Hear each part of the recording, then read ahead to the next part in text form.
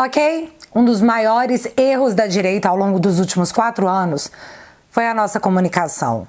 Esse vídeo será um vídeo sério e longo, mas é um relato detalhado de uma sequência de fatos que levaram à pergunta legítima: o que realmente aconteceu? Eu acho que muita gente ainda não entendeu e, na mesma proporção, eu acho que muita gente não conseguiu explicar qual é a pulga que permanece atrás da orelha de muita gente, inclusive na minha.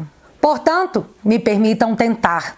E aqui, povo do Ministério da Verdade, isso aqui é a minha opinião, meu ponto de vista. O PL da censura ainda não passou, portanto, opinião ainda não é crime, né? Eu confesso que eu fiquei muito espantada com a invasão do 8 de janeiro, porque nós estávamos nas ruas há anos e a nossa reputação era de sair com tudo limpo e nenhuma janela quebrada.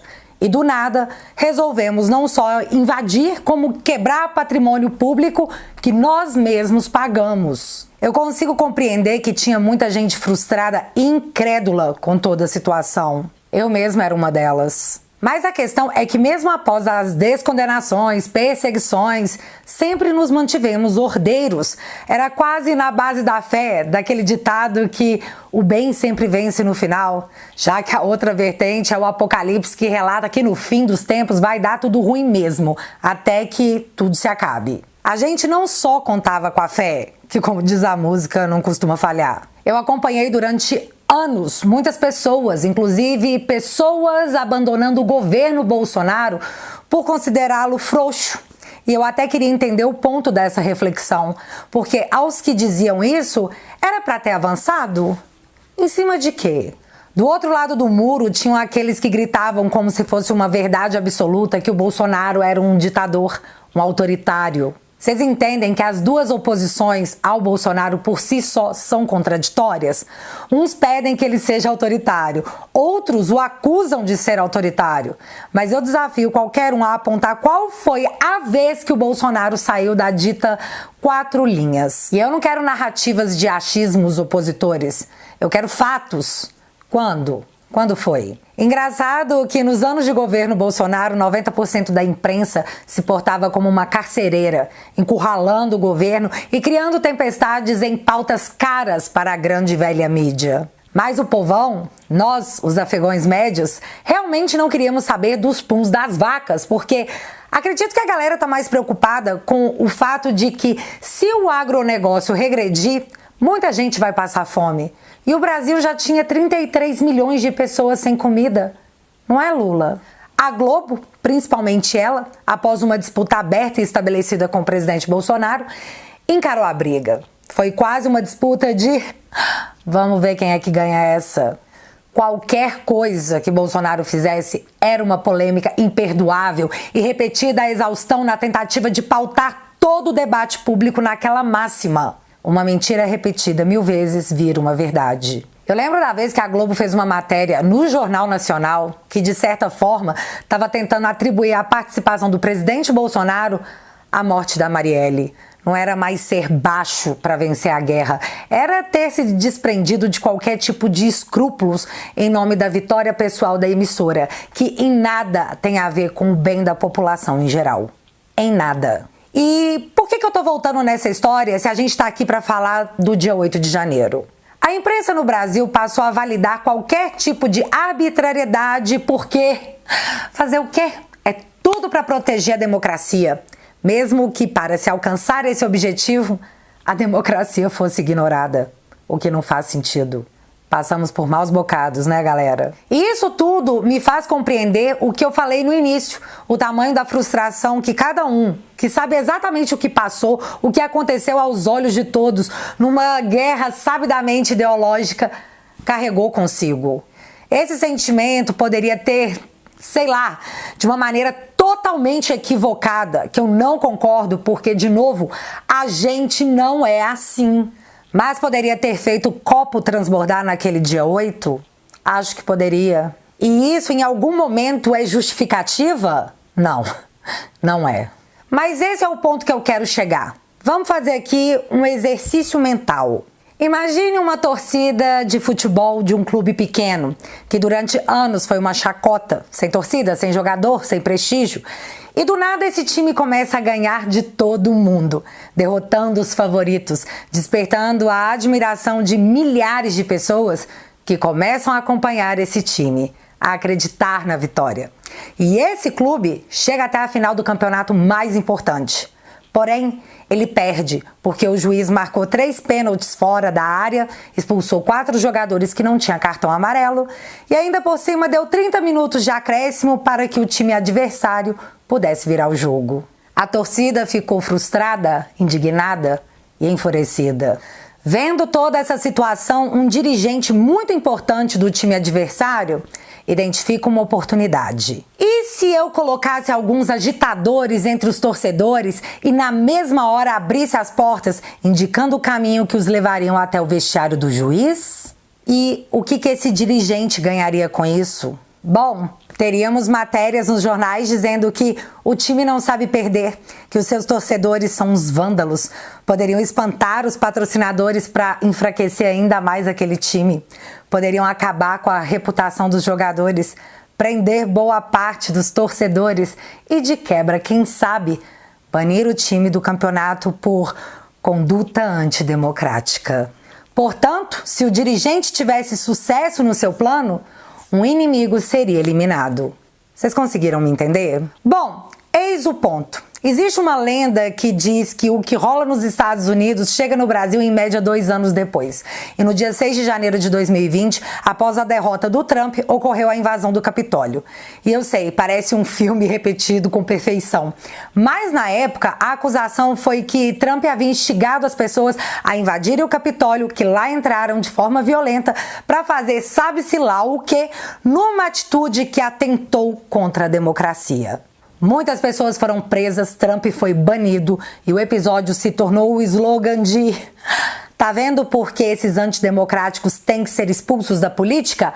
A gente não pode deixar que eles retornem." Qualquer tipo de medida autoritária era respaldada na famigerada invasão do Capitólio e o atentado à democracia. E isso aconteceu após a imprensa americana, de forma explícita, durante o período eleitoral, esconder o fato de o laptop do filho do Biden, seu Hunter Biden, ser real. Na verdade, o conteúdo era tão prejudicial ao seu bidê que a imprensa, na maior cara de pau da vida, o chamou de fake news. E assim o assunto foi censurado. As gravações das câmeras de segurança sobre o acontecido no Capitólio ficaram em sigilo absoluto. Ninguém poderia ter acesso. E assim foi, por 2 anos. Até que a verdade sempre aparece e os vídeos do Capitólio mostraram uma entrada praticamente direcionada dos manifestantes pelas autoridades que lá estavam. Não teve desordem. Aliás, eu não posso pôr aqui, mas se você procurar aí na internet, você vai ver que foi quase um tour guiado. Após o vazamento das imagens, muitos manifestantes que estavam há mais de 2 anos presos foram soltos. Aquela era a verdade real e não a verdade fabricada sobre o Capitólio que estava começando a aparecer. No Brasil, às vésperas da eleição, todos aqueles que disseram que o Lula apoiava ditaduras, que havia sido descondenado ou que chegasse ao cúmulo de reproduzir matérias de jornais que ainda se atreviam, foram censurados e processados. Eu sou uma dessas pessoas. Mas nessa, até o antagonista da mídia que tem que ser livre para ser democracia, foi censurada e processada. Após a derrota e o tempo de silêncio do Bolsonaro, o Lula subiu a rampa. E aí a gente volta na história do time de futebol fictício, que teve os seus torcedores atiçados e portas abertas para que o caos acontecesse. E então eu pergunto, eu tenho direito num país chamado Brasil, que muitas vezes chegou a ser autoritário para que a democracia fosse preservada? Eu tenho o direito de pensar que isso pode ter acontecido naquele dia 8 de janeiro? Pois então, galera, tudo até aqui foi apenas a minha opinião, meu ponto de vista de quem assistiu acontecer. Agora nós vamos de fatos. Logo após os atos, ainda no dia 8 de janeiro, Soraya Tronic entrou com requerimento e começou a coletar as assinaturas para a instalação de uma CPI, só no Senado, para que o ocorrido fosse investigado. E Randolph Rodrigues, petista, foi lá e endossou.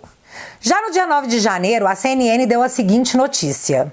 A ABIN emitiu alertas diários sobre risco de vandalismo em manifestações golpistas. Segundo a agência, os alertas foram transparentes e apontaram que seriam manifestações com volume e violência. Ou seja, todo mundo que deveria ser avisado para que o 8 de janeiro não acontecesse, segundo a ABIN, foi comunicado. Na sequência de fatos, no dia 12 de janeiro, o Lula deu a seguinte declaração. Eu quero ver todas as fitas que foram gravadas dentro da Suprema Corte, dentro da Câmara, dentro do Palácio do Planalto.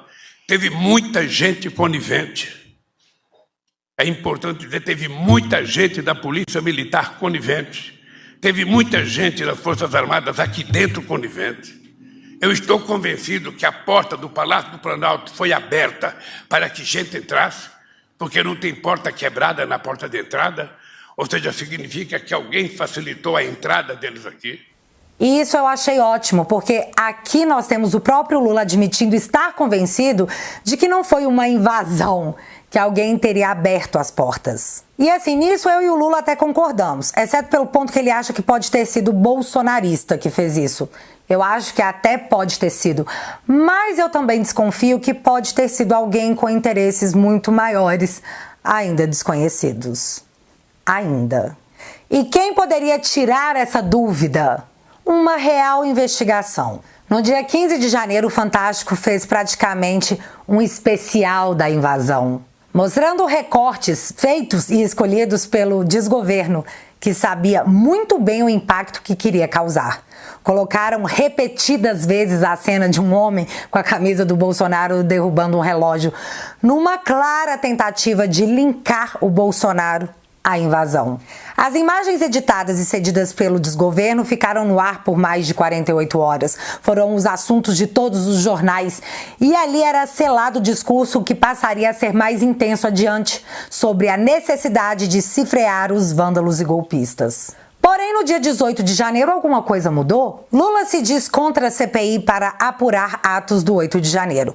Para presidente, comissão da investigação no Congresso pode criar confusão tremenda e defendeu investigações conduzidas pelo governo. Eu lembro que na época que eu li essa matéria eu fiquei... Oi? Quem está acusando não quer investigar. Assumiu que a investigação pelo Congresso poderia criar confusão tremenda e defendeu que o governo, ou seja, ele e seus aliados, conduzissem as investigações? Como que alguém em sã consciência pode achar isso justo ou natural? Se bem que no momento atual que vivemos faria até sentido quem investiga ser aquele que acusa, principalmente sendo uma oposição declarada com o único objetivo de exterminar adversários. No dia 20 de janeiro, presta atenção nisso que é importante para que você compreenda os acontecimentos recentes. A Veja soltou essa matéria que dizia o seguinte: mensagens obtidas por Veja mostram negligência do GSI nos atos golpistas. GSI, galera, Gabinete de Segurança Institucional, que avaliou que a manifestação não representava risco, dispensou reforços e não agiu para proteger o Palácio do Planalto. Dispensou a guarda palaciana, tipo... Galera, eu sei que o pau vai quebrar, mas tá tranquilo, pode ir pra casa. E enquanto isso tudo acontecia, a Folha de São Paulo, usando a Lei de Acesso à Informação, solicitou a íntegra das imagens do dia 8 de janeiro.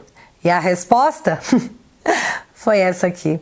Abre aspas. Segundo a argumentação do GSI, liderado pelo general Gonçalves Dias, não é razoável o compartilhamento da íntegra das imagens por expor informações de métodos, equipamentos, procedimentos operacionais e recursos humanos da segurança presidencial.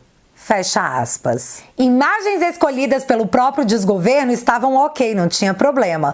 Porém, a íntegra das imagens era exposição de informações. Essa foi a primeira desculpa dada pelo GSI em 7 de fevereiro. Foi então que a oposição se movimentou dizendo que, pera lá, As coisas precisavam ser melhor esclarecidas e de forma pública, já que o assunto, como o Capitólio nos Estados Unidos, tomou conta de todas as emissoras e virou arma contra a oposição. Por que colocar em sigilo as imagens? Ficou parecendo que era necessário esconder algo, que algo estava sendo escondido. Galera, é a primeira vez que a nossa geração assiste aos acusados pedindo para serem investigados para que se tenha um julgamento justo. Antes, isso era visto nos tempos medievais, onde o lorde, o rei, sumariamente condenavam aqueles que eles acreditavam que eram culpados. A coleta de assinaturas para uma CPMI foi iniciada por André Fernandes e, diferente da CPI, englobava as duas casas, Senado e Câmara.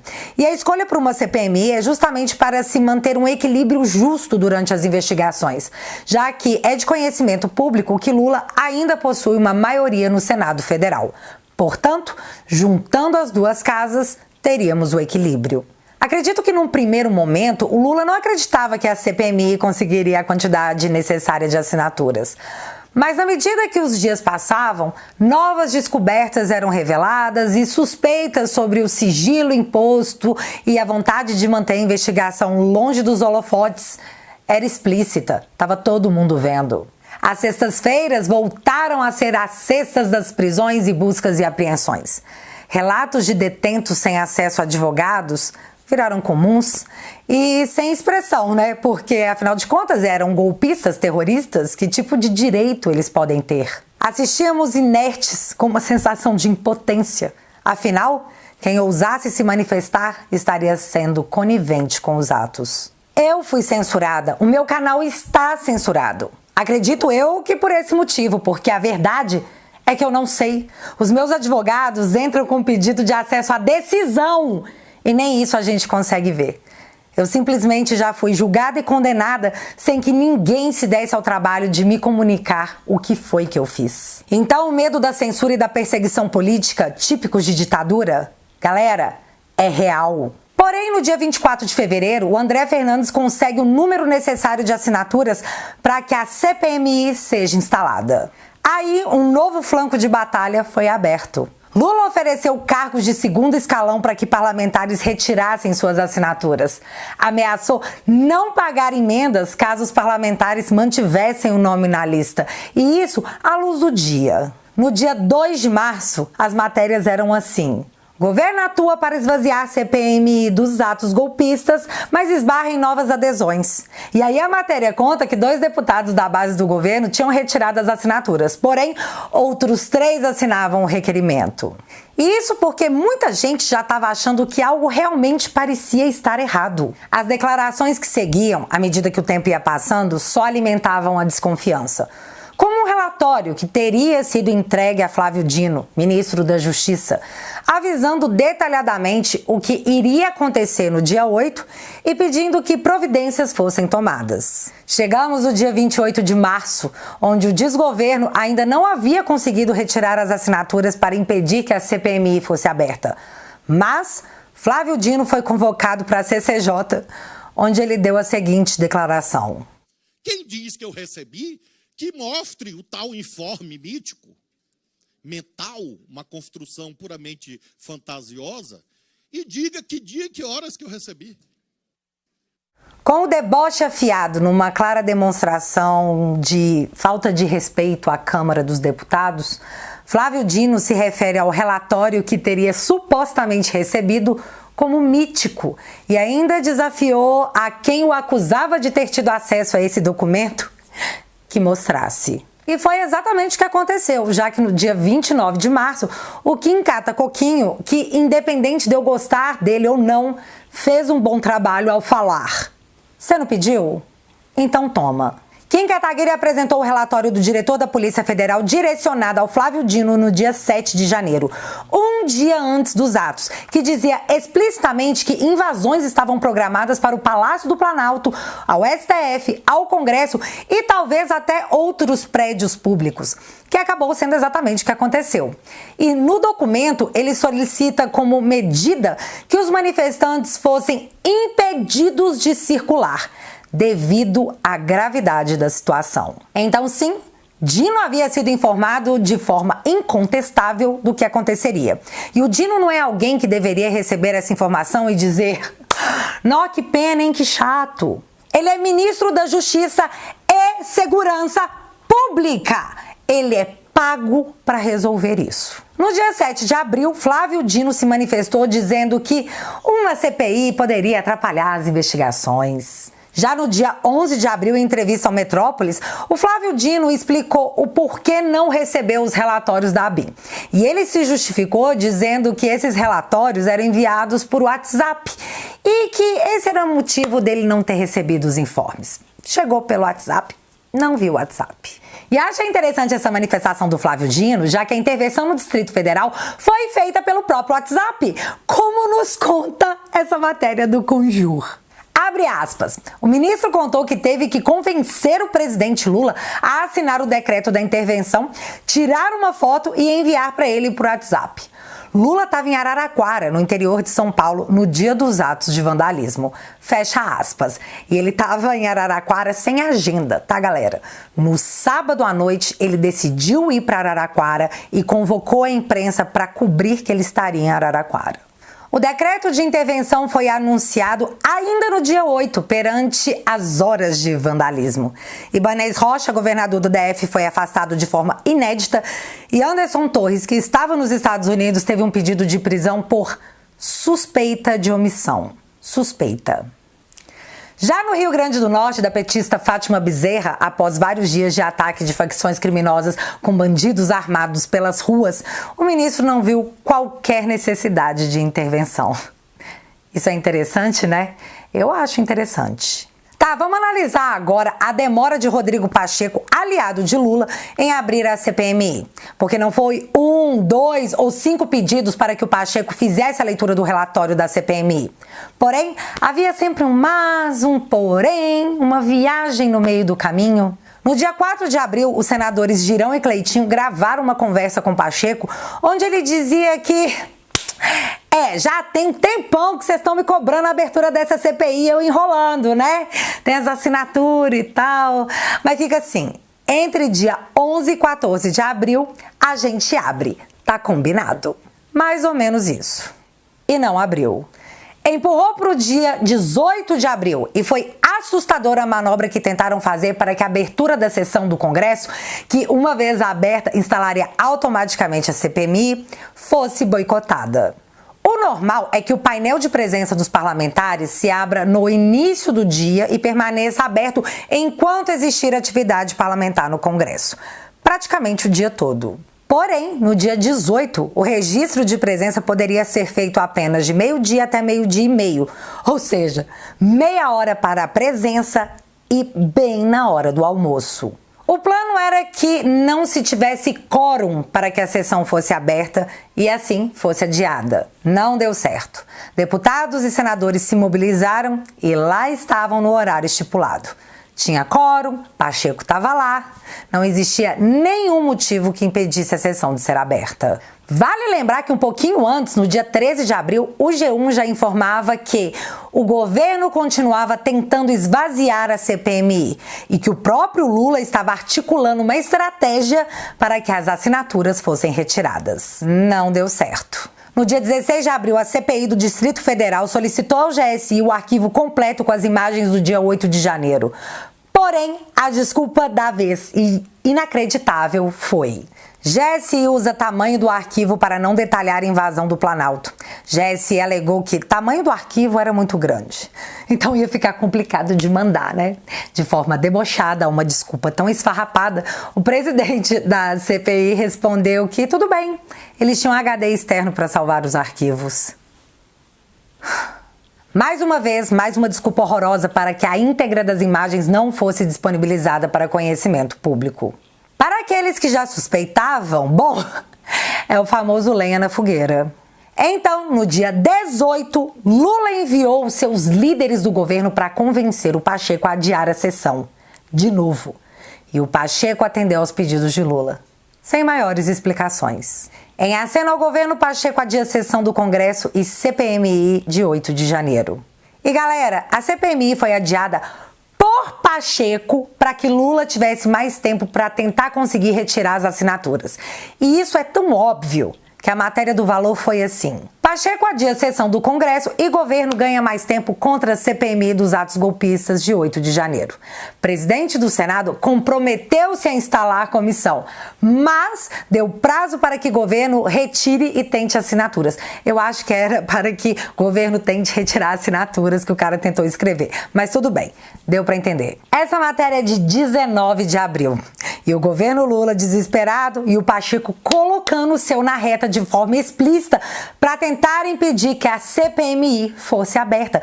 Todo mundo viu. Porém, no mesmo dia 19 de abril, a CNN divulga imagens que mostraram o general Gonçalves Dias, o ministro do GSI, que trabalha com Lula desde 2003 em cargo de confiança, e inclusive participando da vida pessoal do Lula, circulando pelo palácio no momento dos atos, numa postura completamente passiva. Seria esse o motivo do porquê o governo decretou o sigilo de imagens? Melhor, seria apenas esse o motivo ou teriam ainda outros que não sabemos? E sobre esse assunto, ele é bem recente, todos viram as imagens e vimos como foi o desenrolar desse furo da CNN que culminou com a queda do sombra do Lula, o ministro do GSI. Vamos então nos atentar para alguns pontos. O pedido de demissão feito por G. Dias foi recomendado pelo governo e em questão de horas após o vazamento, ele já havia caído.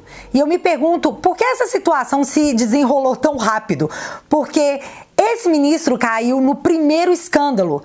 Já Lula mantém o Juscelino, que é o ministro das Comunicações, que está envolvido em um escândalo por semana, incluindo suspeita de mau uso do dinheiro público, intacto e protegido. Por que o Lula protege o Juscelino e picou o pé no G. Dias tão rapidamente? Eficiência?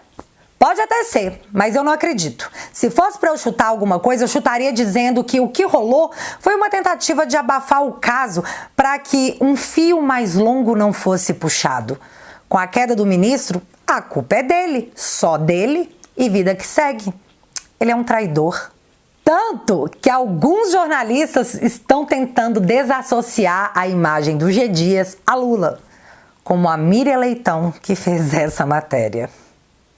Imagens de general mostram como foi longe a conspiração de militares contra a democracia e o governo Lula.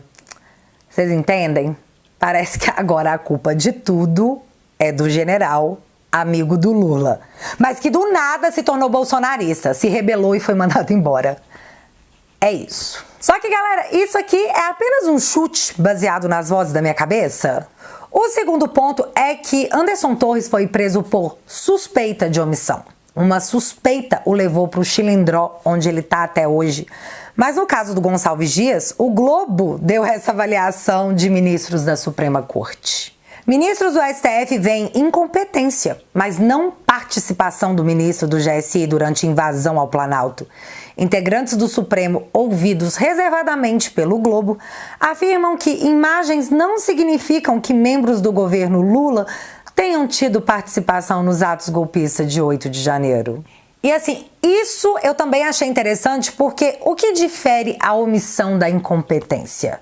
Se você foi incompetente para efetuar a defesa do patrimônio público, sabendo que isso aconteceria, porque tem os informes do próprio GSI, você se omitiu perante a sua atribuição legal, que você é pago para realizar, ou você é só incompetente? Depende da interpretação, né? Hoje em dia a lei está muito subjetiva.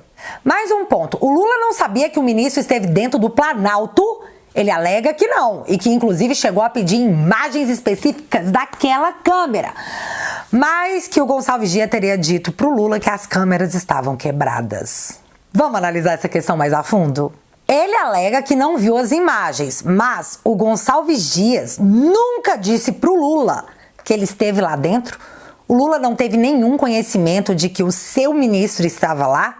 Ele nunca contou isso para o seu chefe imediato, que é o presidente da República? Estranho, né? Porque até a CNN ter revelado as imagens, essa hipótese jamais foi levantada. Por que omitir tal informação? O que aconteceu com o general G. Dias? Ele foi demitido, pediu demissão, porque rompeu uma confiança com o presidente Lula. Porque o Lula foi o primeiro a dizer, eu quero ver tudo. abriram as portas do palácio e o Lula pediu o vídeo inclusive ali, esse vídeo próximo ao gabinete dele, e foi informado pela GSI que não tinha esse vídeo, que a câmera não estava funcionando. Olha, Jordi, eu quero dizer uma coisa a você. Nós vamos atrás de quem fez esses atos. Agora, quem se omitiu, nós não estamos nem um pouco preocupados. Quem errou vai ter que pagar e ser responsabilizado. Esse é Lindbergh Farias, deixando claro que o Lula não sabia, pediu as imagens, que o general Gonçalves Dias, que conhece o Lula há anos, omitiu uma informação muito importante do presidente e traiu a confiança dele. Portanto, seja lá o que acontecer com ele, que aconteça. Esse áudio do Lindbergh foi na quinta-feira, dia 20, porque nessa sexta-feira, dia 21 de abril, o Estadão deu a seguinte matéria. Exclusivo, o governo Lula tentou esconder até 2028 imagens em que chefe do GSI aparece com golpistas. Uai, como o governo tentou esconder se o governo não sabia de nada? Tentou enfiar na população um sigilo de 5 anos, justo Lula, o cara que acha um absurdo colocar coisas em sigilo. E tudo isso aí é muito importante. Um parlamentar do governo afirmou categoricamente que o Lula havia pedido especificamente as imagens daquela câmera e falaram para ele que essas imagens não existiam. O G. Dias falou que isso não existia. Essa é a narrativa deles. Porém, esse BO, seu Gonçalves Dias não segurou e desmentiu essa informação dizendo que... Pera lá, as imagens completas estavam em posse das autoridades competentes, como o STF e Polícia Federal. Tá, ele foi lá e botou no lombo agora das autoridades que tiveram que se manifestar, né? A Polícia Federal diz que sim, viu as imagens, mas que não sabia que aquele cara específico era o ministro do GSI. O que também é interessante, visto que eles identificaram mais de 1.000 pessoas desconhecidas pelas imagens das câmeras. Mas o ministro, eles não conseguiram reconhecer. Logo após isso, a PF também disse que ia antecipar a convocação do G. Dias, porque já haviam relatos reportando à própria Polícia Federal de uma possível omissão do general. Essa foi a manifestação da PF. Já do Supremo, que também possui acesso à íntegra das imagens, coube a Alexandre de Moraes dar 48 horas para que o ex-ministro e homem de Lula fosse ouvido. E assim foi, viu, galera? Ele já prestou depoimento, mas até agora nada vazou. E assim, isso não é interessante, isso é estranho. Lula sabia ou não sabia que o seu ministro, seu general, estava no Planalto? E se sabia, por que não falou nada? Por que o governo escondeu isso? Essa é fácil de responder. Numa CPMI, não pode mentir. E se mentir, tem outras formas de descobrir se de fato se trata de uma mentira. A CPMI poderá pedir a quebra do sigilo telefônico e telemático do general. Aí a gente vai poder saber direitinho com quem ele falou e perguntar para ele qual era o assunto numa hora daquelas, porque eu duvido que seja receita de bolo. Eu também gostaria muito de ter acesso às câmeras do Ministério da Justiça para que a gente saiba qual a movimentação que foi feita pelos responsáveis diretos pela segurança pública. Ficou uma lacuna aí porque hora estava na janela, hora chegou depois e assim, não pode ter dúvida perante uma questão tão séria, né? Queremos fatos e os fatos só serão revelados através de imagens e documentos, não de narrativa. E assim, não dá para passar pano aqui e eu não vou fazer isso. A direita errou sim e que fique a lição do que nunca mais pode ser feito. Essa vai ser a história que nós tiraremos de aprendizado para que nunca mais se repita. Mas será que a direita foi sozinha? Será que alguém incentivou? Alguém facilitou visando algum ganho político? Após o 8 de janeiro, a agenda da censura das redes parou de andar e começou a correr. Uma pauta que é muito cara a Lula, que durante anos está dizendo que quer regulamentar os meios de comunicação. Lula pode ter as suas mídias tradicionais amigas, mas a internet não o perdoa. E aqui, nas redes, ele perde e perde feio. E todo mundo sabe disso, como conta o Estado de Minas, que é em 90% das vezes suco de petismo. 5 de março de 2023, bolsonarismo cresce e esquerda encolhe nas redes, diz a agência. Estudo feito pela MPA indica a resiliência do bolsonarismo e desmobiliza a esquerda nas redes sociais desde as eleições. Portanto, as redes sociais são um problema para o Lula, que após o 8 de janeiro ficou mais fácil de resolver. Tanto que o Lira anunciou que essa semana o PL das fake news será votado e ele vai ser aprovado. Bom, eis um momento importante pra gente, que é maioria nas redes, se mobilizar. E eu vou fazer um vídeo essa semana agora, antes da votação do PL das fake news, detalhando tudo. Nesse vídeo o assunto é CPMI. O que de fato aconteceu é o que todos nós temos o direito de saber. E qual é a situação que se impõe agora? Qual é o momento atual? Após a péssima repercussão, após a intensa pressão popular que quer respostas, e pelos parlamentares que possuem essa dúvida legítima, a CPMI vai acontecer de qualquer jeito. E vendo que é irremediável, quem até ontem queria sabotar a comissão a qualquer custo, agora se põe a favor da criação da CPMI, mas alega que quer a presidência e a relatoria da comissão. Deixa eu explicar uma coisa. A esquerda não queria de forma alguma essa investigação através da Comissão Parlamentar Mista de Inquérito, a CPMI. Eles não queriam que ela acontecesse.